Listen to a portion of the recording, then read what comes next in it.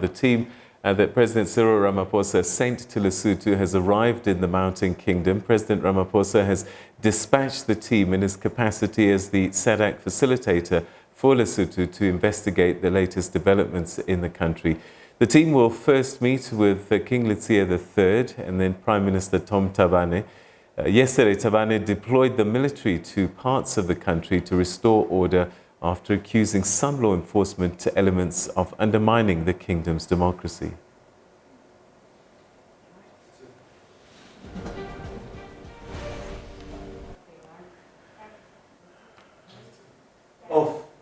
Yeah. We think that this mission is important because after the intervention in January of the envoy of President Ramaphosa, Radebe, we have been working with the Lesotho stakeholders to continue with the work which he has started, and now we're at a point where we need to close the job up and make sure that the kingdom is restored to its previous glory. The other message was that we see some signs of our army being on the streets. We'd like maybe to have a clarity on that. But I think that message was well received, and tomorrow the 4x4 will be having a meeting to discuss that issue of security. But it is a concern that was raised by the message that comes from the President of South Africa. And it was well received. That I would like to assure Lesotho it was well received and will comply with it. Well, our correspondent in Maseru monitoring the situation is Rapelang Radebe. He joins us now via Skype. Rapelang, thanks so much indeed for joining us. It's a small country, but it has mountain-sized problems often, and some of these seem to be reoccurring, though. Tell us about this latest development. You can see I'm just at the background of the hotel where the delegation is actually meeting to try and meet all the stakeholders that could be in a position that they can pull the lock that is happening.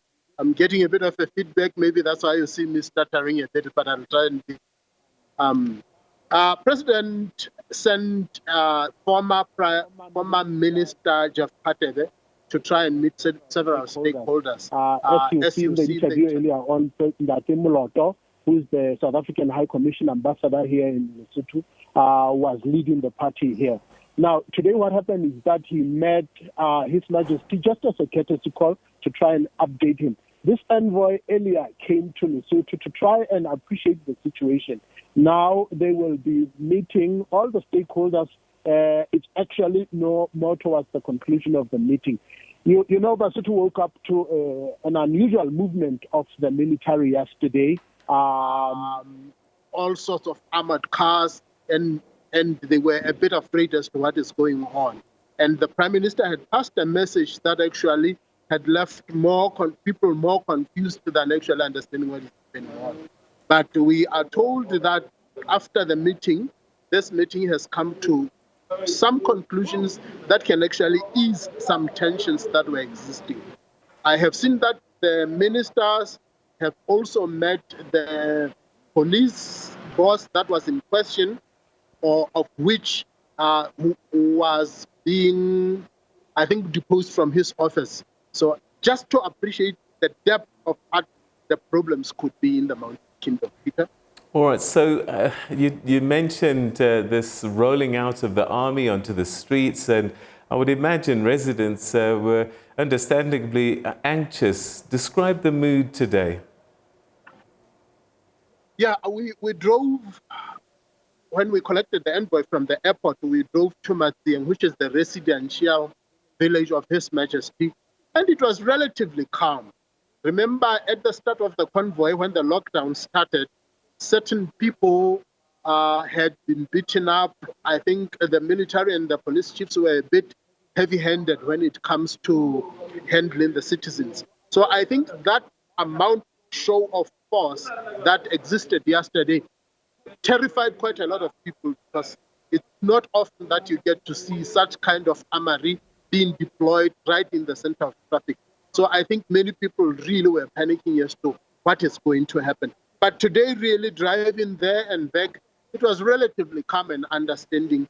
And we hope this is the peace that will prevail. One of the issues to remember is that the courts had ordered that the parliament be reopened immediately. And we were told that most of the MPs that I met in this house said they would want to continue with that as soon as possible. That means tomorrow, as soon as tomorrow, they would want to address the situation. But we are told that the speaker had said he needs to take certain, he calls them precaution measures, such that the place is desanitized, such that he can fully understand that they can abide by the lockdown rules, whereby not more than 100 people should meet in one place. Peter? Has the Prime Minister been seen or heard at all today? Yes, he was actually in very good spirits, joking with the ministers today. They met him. And my understanding is that as we speak, there is a meeting that is going on, and we had heard from the sources that there will probably be an announcement, but as to what it's going to say, what is going to unfold, everybody's just staying locked, trying to understand. Could it be as the outcome of the meetings that has been taking place today? It remains to be seen. You understand the politics of the country quite a bit, and are there tensions between the army and the police? Because it seems the Prime Minister is putting them at odds against each other. You see, that is actually the cause for concern yesterday as to what could be happening or unfolding. Because we knew that there was an acrimonious relationship between the military and the police. But of recent, we had really seen military and the police, the security chiefs, working things together. So I think that is what sort of shocked everyone to try and understand as to whether the situation unfolding yesterday, could there have been a new fall off between the two chiefs? But we understand that the head of the Defense Force actually went to try and understand and appreciate the situation that was going on. And apparently he was able to actually arrest the situation. So we understand, as far as we are concerned, that the relationship between the military and the police is actually it's of a good nature. All right. You managed to speak to some of the delegation that's there that was sent by President Ramaphosa. Are they confident that a resolution will be found? They looked in high spirits, really. All the stakeholders that they anticipated, that expected, showed up. We actually saw even what we thought were the factions within the ruling party sitting together, sharing a conversation. So it sort of said maybe there can be a mutual understanding going forward.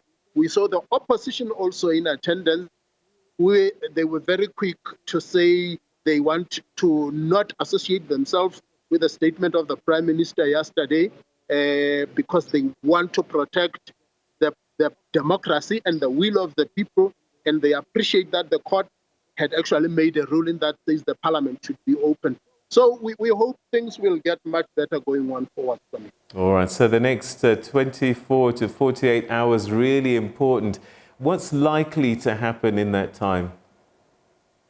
Well, another one is to take heed of is that the lockdown actually comes to end in the next day or two. I might be confusing the dates, but in the next day or 48 hours or so. And the question that I ask is whether will they be able to actually manage to end the lockdown on this part of the country while South Africa is still continuing with it?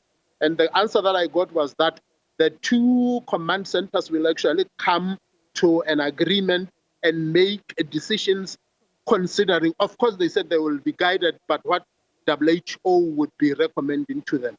But the understanding is that they will try and put the measures together such that there is no conflict. Because otherwise there would not be a point that South Africa continues the lockdown and then Lesotho lifts its lockdown. The question would be, how would people, the movement of people and the migration, how would it be managed? So that is one thing to take a look at. we hope we'll get an answer shortly. All right. Rapelang Radebe, thanks so much indeed for that update from Maseru in Lesotho, where the president has sent a delegation to try and calm tensions that have been raised. The prime minister in the country, of course, yesterday deploying the military onto the streets at Maseru, saying that there are elements that are trying to undermine democracy.